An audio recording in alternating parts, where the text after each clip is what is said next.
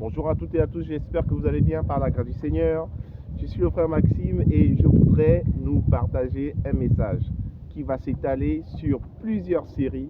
Et le titre de ce message, c'est Dieu prouve son amour envers nous. Dieu prouve son amour envers nous. Le texte de base de ce message se trouve dans Romains chapitre 5, du verset 6 au verset 10.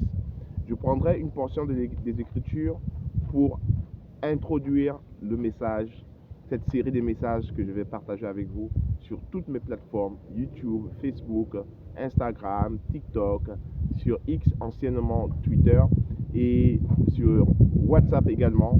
Nous allons partager la parole de Dieu. Alors c'est parti. La Bible dit ceci dans Romains chapitre 5, de versets 6 à 7.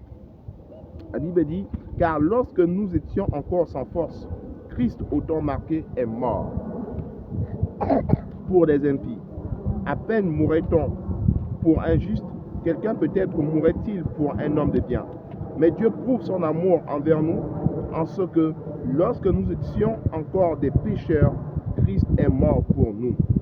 En ce que, lorsque nous étions encore des pécheurs, Christ est mort pour nous. » C'est le texte de base de notre série de messages. Lorsque nous étions encore des pécheurs, Christ est mort pour nous. Et le fait que Christ soit mort pour nous, alors que nous étions encore des pécheurs, cela prouve combien est-ce que Dieu nous aime. Et le titre de notre série d'enseignement, le thème de notre série d'enseignement, c'est Dieu prouve son amour envers nous.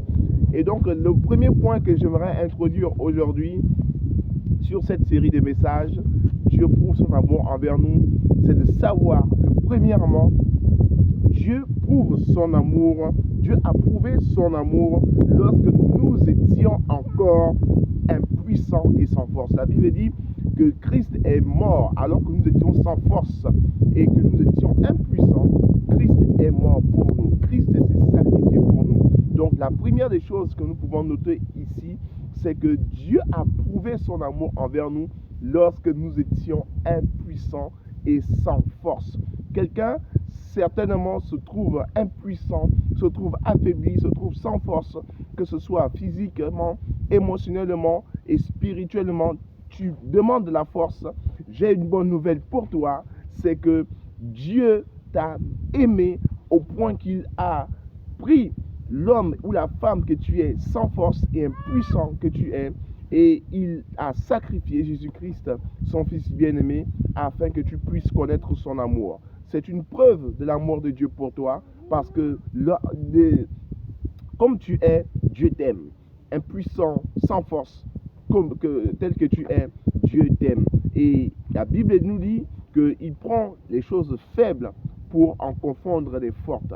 Il prend des choses impuissantes pour confondre des choses puissantes.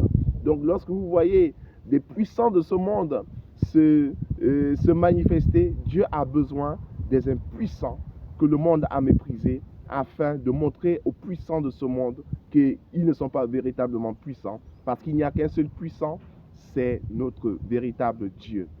Jésus-Christ de Nazareth, le Fils du Dieu vivant, qui nous a fait connaître le véritable Dieu.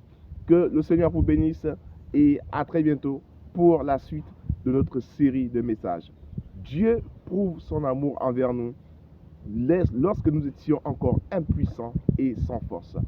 Que le Seigneur te bénisse, toi qui as écouté, que Jésus-Christ entre dans ton cœur en ce jour et que Jésus-Christ te fasse connaître le véritable amour de Dieu le Père dans le nom puissant de Jésus.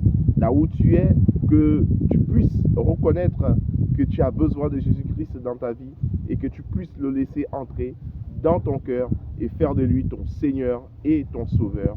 Dans le nom puissant de Jésus que j'ai prié. Amen, amen et amen.